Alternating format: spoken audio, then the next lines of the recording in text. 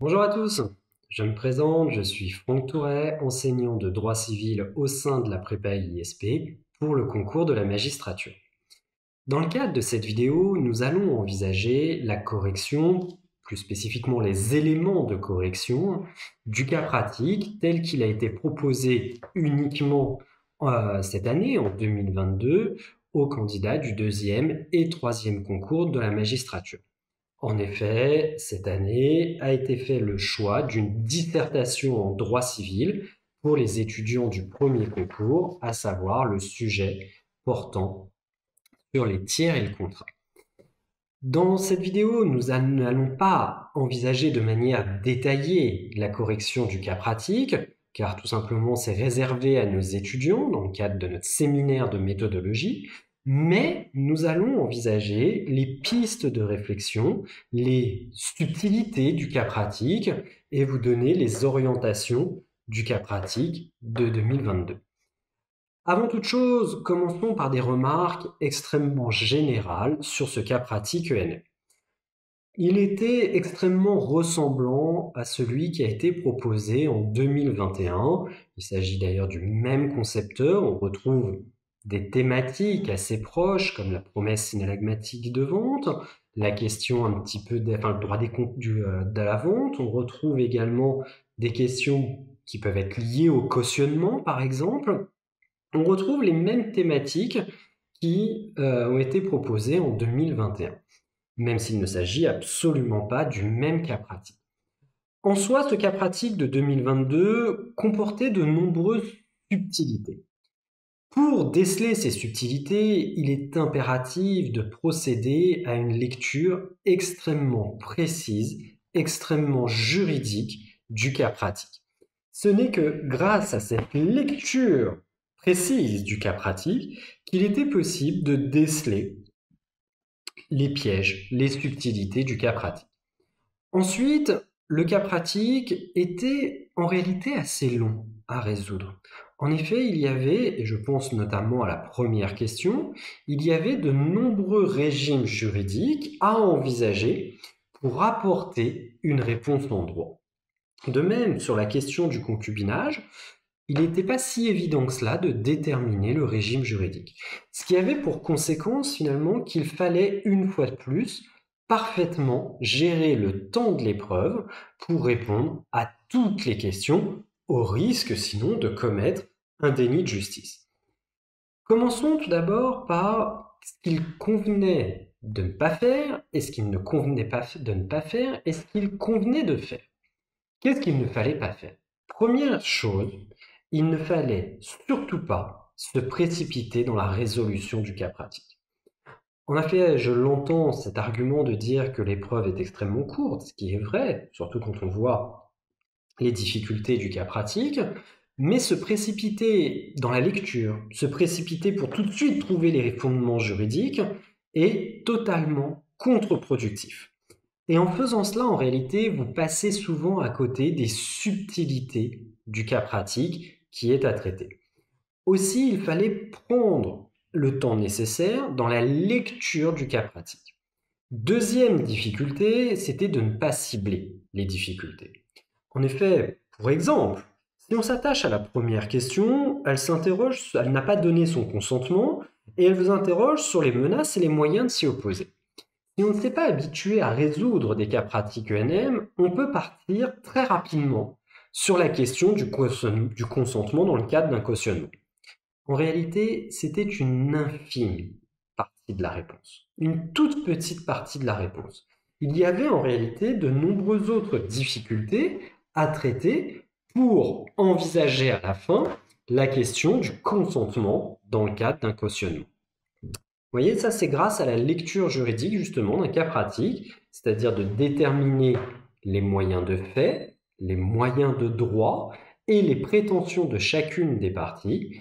C'est en passant par ces différents points que l'on va pouvoir justement cibler les difficultés du cas pratique et justement d'envisager tous les régimes juridiques. Enfin, il fallait surtout déterminer précisément le barème, et il est donné. En effet, c'était, à mon sens, une des difficultés premières du cas pratique, c'était de mal évaluer les questions. Si on s'attache par exemple à la deuxième partie sur le concubinage, en soi, ce n'est pas une question difficile. Mais quand même, si on regarde le barème, 3, 4 points, c'est peut-être qu'il y a quand même une difficulté à laquelle on est en train de louper, qu'on est en train de passer. Même chose, première question, 6 points. Il ne s'agit pas seulement, et vous voyez ici c'est une analyse du cas pratique, 6 points, il ne s'agit pas seulement d'envisager la question du consentement. Ce serait beaucoup trop facile et trop rapide, surtout dans la résolution, pour 6 points. Et là, ça doit être un très bon indicateur. C'est-à-dire que si on a un barème qui nous est donné et qu'on voit que la première question est sur 6 points, c'est qu'il y a quelque chose à creuser ici au niveau des régimes juridiques. Ça s'attache à la dernière question. La dernière question également, elle est sur 7 points. 7 points, mais elle est divisée. On voit d'abord action nullité. Bon, on a envisagé le régime de la nullité de la vente, 4 points, ça semble cohérent. Également, la question de la réitération, 3 points, ça semble être également cohérent au niveau du barème.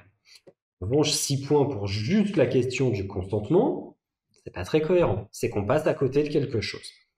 Qu'est-ce qu'il convenait de faire? Premièrement, procéder à une lecture minutieuse, précise, très attentive du cas pratique pour cibler les difficultés et donc les fondements. Et c'est là notre force à l'ISP et c'est toute notre méthodologie, c'est justement de vous entraîner à lire les cas pratiques comme le ferait un magistrat. C'est-à-dire de déterminer les moyens de fait, les traductions juridiques à travers les moyens de droit, ainsi que les prétentions de chacune des parties. Ce n'est rien d'autre que ce que fait un magistrat lorsqu'il récupère un dossier pour justement, en application de l'article 12 du Code de procédure civile, pouvoir rendre une solution en droit. Ensuite, et c'est la conséquence de ce que je suis en train de vous dire, grâce à cette lecture extrêmement minutieuse, précise, juridique, ça va permettre de déceler tous les pièges, et je vais utiliser un synonyme plutôt de déceler les subtilités du cas pratique ENM. En effet, à l'ENM, et cette remarque est plutôt à destination des étudiants du premier concours, à l'ENM, on ne cherche pas en réalité à vous piéger, dans le sens où on ne va pas vous mettre des éléments factuels qui n'auraient pas d'importance, comme ça pourrait être le cas à l'université. À l'ENM, tous les éléments du cas pratique ont leur importance dans la cause finalement, dans le cadre de l'affaire qui est portée devant les juridictions. Enfin, et là ça demande de l'expérience, justement, c'est de suivre la logique des cas pratiques. Il y a en effet des constantes dans le cadre des cas pratiques ENM, dans la mesure où l'on a souvent des éléments qui sont récurrents. Par exemple, on a souvent des éléments de réponse dans des questions. Je donne un exemple. Dans la deuxième partie, lorsque l'on vous indique, pardon, dans la troisième partie, dernière question, quand on vous met dans l'hypothèse malheureuse où il n'obtiendrait pas gain de cause, ça vous donne la réponse en réalité à la question relative à la nullité de la vente. Vous voyez? Et ici, ça demande justement une expérience pour savoir lire les cas pratiques, déceler toutes les subtilités d'un cas pratique pour apporter les fondements juridiques. Commençons maintenant à envisager le fond du cas pratique. Je vous le rappelle, il ne s'agit pas de vous proposer une correction détaillée, mais les éléments, les chemins à emprunter pour apporter une solution au cas pratique. Première question. Monsieur et Madame Roland, mariés sous le régime de la séparation de biens. Donc déjà, premier élément, on a le régime juridique, des régimes matrimoniaux et encore plus spécifiquement de la séparation de biens qui a vocation à s'appliquer. Ils sont copropriétaires indivis. À cela, maintenant, vient s'ajouter le régime juridique de l'indivision d'une maison située à Bordeaux qui est leur résidence. Nouveau régime juridique qui doit s'appliquer, c'est l'essor du logement familial. Vous voyez, dès la première phrase déjà, on a 3 régimes juridiques qui ont vocation à s'appliquer.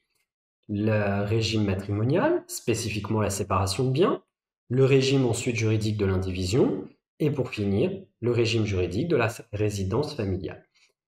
Monsieur Roland est associé avec sa sœur dans une SARL. Classique, il s'est porté caution solidaire de la dite société auprès de la banque CIC. C'est du classique, ici, une société souscrit un contrat de prêt auprès d'un établissement bancaire, la banque exige dans ce cas-là un cautionnement donné généralement par les mandataires sociaux. Nouveau régime juridique ici, c'est la question du cautionnement. Donc là on est régime matrimoniaux, séparation de biens, indivision, résidence familiale et à cela on ajoute la question du régime juridique du cautionnement. On continue, il vient de notifier, la société ne rend pas, classique, j'ai envie de dire, une inexécution contractuelle. Le CIC a mis en demeure Monsieur Roland de son obligation, toujours très classique, et a obtenu une décision du tribunal judiciaire de Bordeaux par un jugement au paiement d'une somme de 250 000 €. Très classique, on a ici un élément de procédure civile, on a une décision de première instance, à savoir du tribunal judiciaire. Très classique.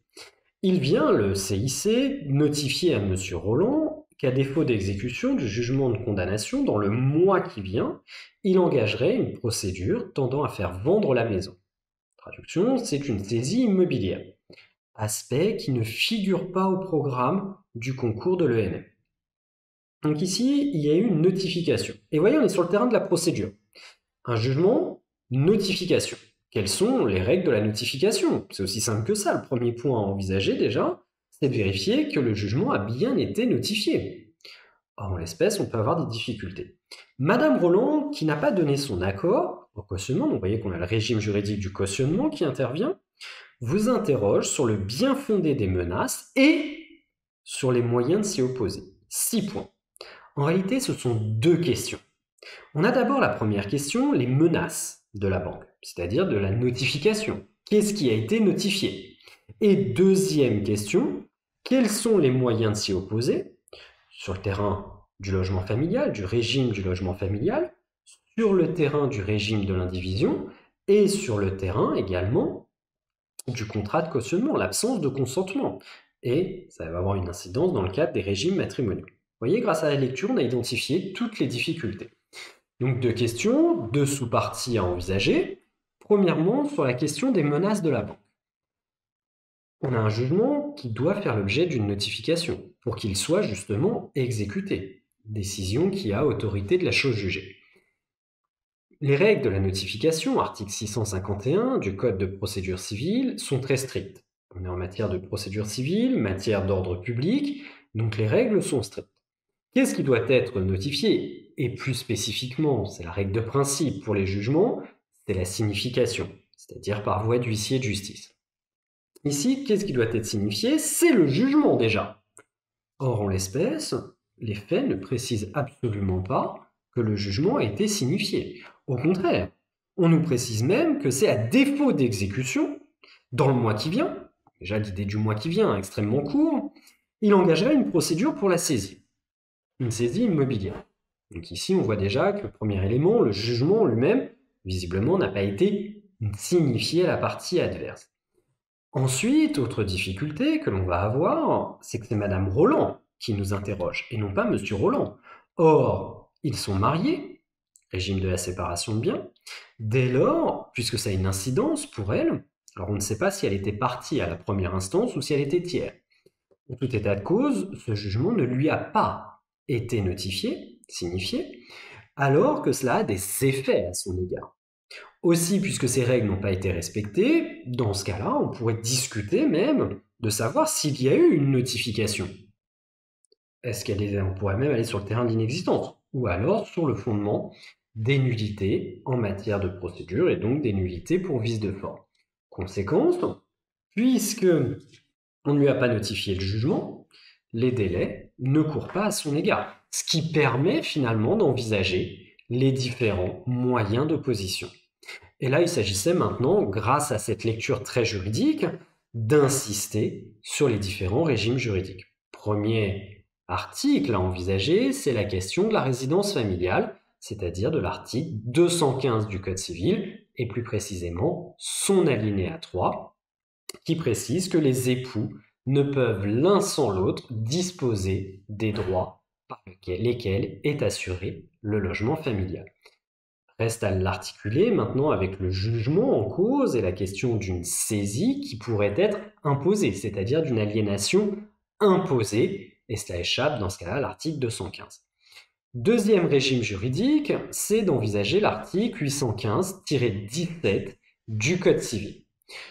Qualification d'abord, c'est de préciser nettement ici qu'il ne s'agit pas d'un créancier de l'indivision, mais qu'il s'agit d'un créancier personnel d'un indivisaire. Or, un créancier personnel d'un indivisaire ne peut pas saisir sa part dans les biens indivis. La possibilité pour lui qui lui est offerte, c'est de provoquer le partage de l'indivision et donc, par la suite, de procéder à la saisie. Enfin, dernier argument, et c'est celui qui a le plus de chances de prospérer, c'est d'insister sur le consentement dans le cadre du cautionnement. Ici, c'est une référence aux régimes matrimoniaux, et voyez qu'il n'était pas nécessaire en réalité d'envisager le régime propre du cautionnement, ce qui d'ailleurs n'aurait pas eu de sens, puisque c'était tout un parti du cas pratique proposé en 2021. Il s'agissait ici d'envisager en réalité les régimes matrimoniaux, et donc l'article 1415 du Code civil, qui prévoit que chacun des époux ne peut engager que ses biens propres et ses revenus par un cautionnement.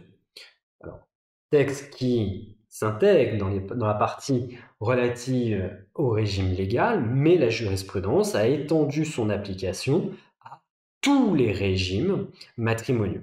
Et donc, puisqu'elle n'a pas donné son consentement, il reste à envisager par la suite les sanctions en cas d'absence de consentement. Deuxième partie du cas pratique maintenant qui concernait cette fois la question de la dissolution d'un concubinage. On a ici deux concubins, Jeanne et Arthur.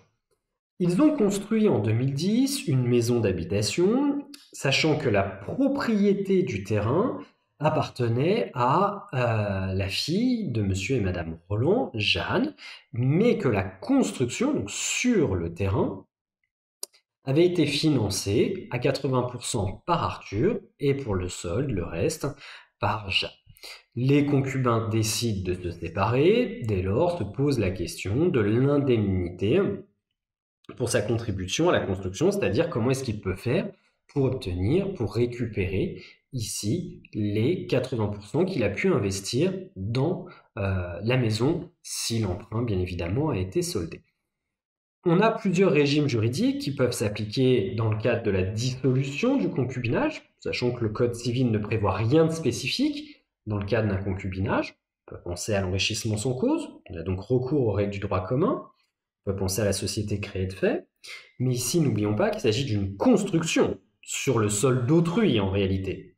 Dès lors, c'est le régime de l'accession qui avait vocation à s'appliquer, article 555 du Code civil. Ensuite, il suffisait ici d'appliquer les conditions de l'accession en insistant sur le fait que Arthur, a priori, en tout cas il est présumé, Arthur est présumé être de bonne foi ici, ce qui aura des conséquences. Deuxième point qui était à envisager, c'est la question de la contribution à l'entretien et à l'éducation de l'enfant.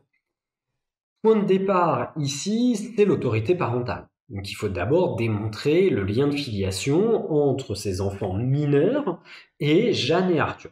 Pas de difficulté ici. En découle l'autorité parentale, article 372 du Code civil.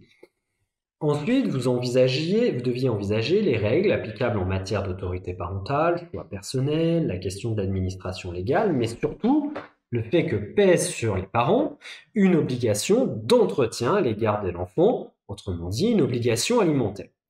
Ici, il y a un désaccord, visiblement, il n'a pas l'intention de respecter ces obligations de parents. Aussi, le juge peut fixer, c'est la compétence du juge aux affaires familiales, peut fixer le montant. Article 373-2-8 du Code civil. Néanmoins, on nous précise en l'espèce il a indiqué qu'il se refusait à tout règlement tant que cette question ne serait pas réglée, c'est-à-dire la première question, l'indemnisation pour la construction.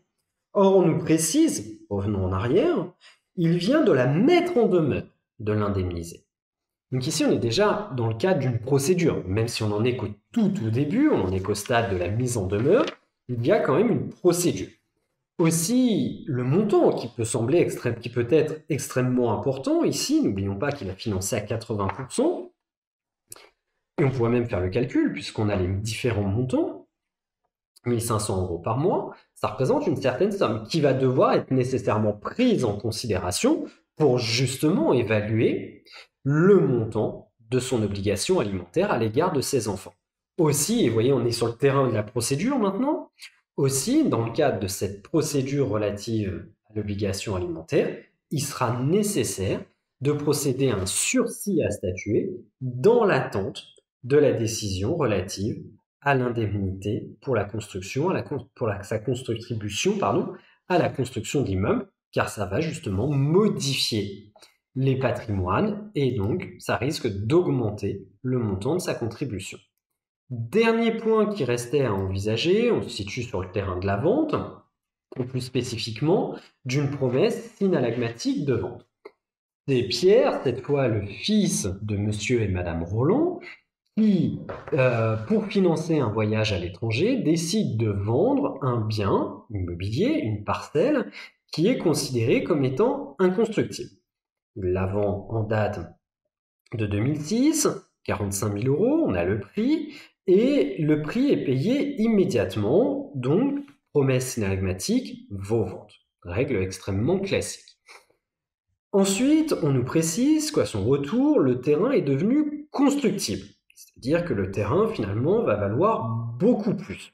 On passe de 45 000 € à 4 millions d'euros. Aussi, se posent deux questions. Donc, on a simplement la promesse synalagmatique de vente. On n'a pas eu de réitération devant notaire. On a également, en l'espèce, une condition suspensive, à savoir la purge du droit de préemption par la commune. Donc, la commune a la possibilité de préempter. Et on a une réitération sans limite de délai. Première question, on nous précise qu'il était possible d'engager une action en nullité de la vente. Bon, action en nullité, ça renvoie en partie aux règles du droit commun des contrats, article 1132 du Code civil, mais également aux règles spécifiques de la vente, article 1589 du Code civil, promesse synalagmatique, vaut vente.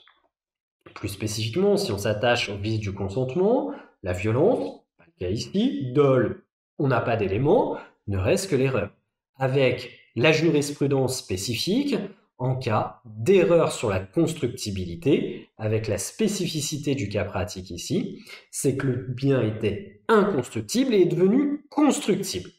Pour l'essentiel, la jurisprudence, c'est l'hypothèse inverse d'un terrain qui était constructible qui devient inconstructible. Deuxième difficulté qu'on nous pose, où il n'obtiendrait pas gain de cause, donc là on sait qu'il ne peut pas l'obtenir, la nullité. Il vous interroge sur ce que pourraient faire les époux Durand avec lesquels il ne veut pas signer d'acte notarié, considérant qu'ils l'ont extorqué. Il s'agit ici de la question de la réitération de la vente, très classique, et de savoir si c'est simplement une formalité, ou au contraire, est-ce que c'est un élément déterminant, règle classique, tout en envisageant la question ici de la condition suspensive, qui, puisque la mairie nous le précise nettement, la mairie n'entend pas exercer son droit de préemption, et d'envisager finalement le dernier point, la dernière difficulté, c'est l'absence de délai pour la régularisation de l'acte authentique, et donc la possibilité pour les époux Durand de solliciter la réitération de la vente auprès du vendeur. En conclusion, j'en ai terminé avec la correction, avec ces éléments de correction du cas pratique. En conclusion, pour le cas pratique ENM, mais ça vaut cette remarque également pour la dissertation, incontestablement, il faut avoir des connaissances pour résoudre un cas pratique ENM. Et des connaissances extrêmement larges. J'ai envie de dire même des connaissances très universelles. De ne pas se limiter aux questions de droit substantiel. Il y a toujours dans les cas pratiques des éléments qui relèvent de la procédure civile. Mais c'est aussi le cas pratique ENM et un exercice de méthode. Exercice de méthode avec cette idée que l'on retrouve toujours des mêmes éléments d'année en année dans les cas pratiques et cette particularité qu'il faut parfaitement qualifier juridiquement les faits du cas pratique pour apporter une réponse, pour apporter une solution.